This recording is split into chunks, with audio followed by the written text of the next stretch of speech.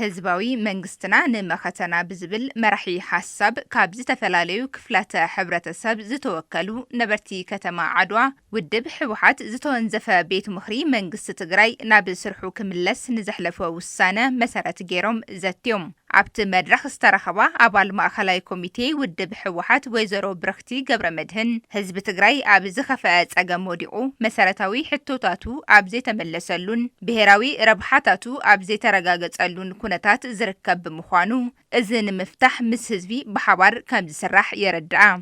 መሬትና ኣሃጊርና ካውዚ ብልዓሊ ምጽናሕ ከዓት ንሪኦ ኣለና ካሊእ ሰላሕታዊ ፅንተት እቲ ጸላት ልደልይዎ ስለ ዝኾነ እንታይ ክንገብር ክንክእል ኣለና ተባሂሉ ተወሲኑ ከምቲ ኩላትና ንፈልጦ ኣስታት 2.8 ሚልዮን ህዝቢ ዝኣክል ዝመረፆ ቤት ምኽሪ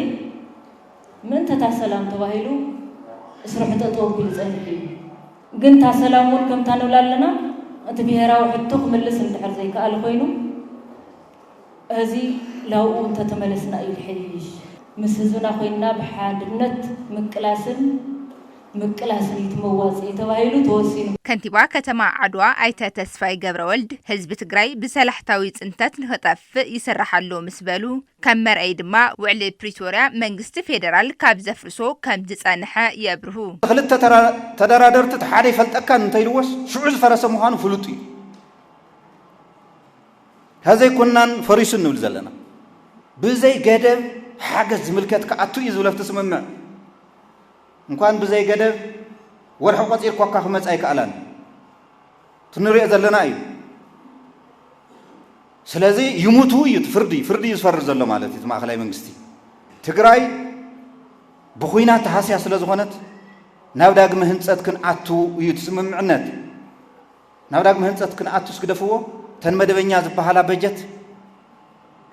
እተን ከማን ገንዘብና ክንገዝእ ንኽእል ናይ ነዳዲ ናይ መሰረታዊ ሸቐጥ እውን ተዓጽየን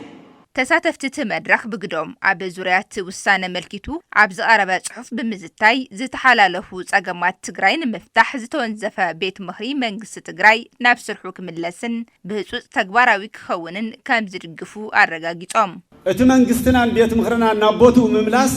ብሕጋውነት ዝተመረፀ መንግስቲ ምምላስ ትክክለኛ ስራሕ ይስራሕ ዘሎ ግዝኡ እዩ ሰዓቱ እዩውን ስለዚ እቲ ዝጸንሐ ትዕግስቲ ንሰላም ክንብል ክሳዕ ጨርሾም ዝቀውርና ደሞ ለኣኽን ጽበ ንሱ እኳ በዚዕልና ንስኹም ብዝግባእ ምሑና ውሽጥኹም ጽረዩ ተቐላለሱ ኣይትሰኻኸፉ ኣይትደራረዙ ንሳ እያ ታዋና ፀገም ዝንያ ስለዚ እቲ ቤት ምኽሪ ቀደሙ ነይሩ እዩ حزون مسرح تخايدلو ناو نورو تملسو اتماخته خمرحو خلالو ازي مالت قد كوينات مالت يكونان تساتفتي نتزقربا وسان حساب بملو دمسي بمصداق وعلوم زازيموم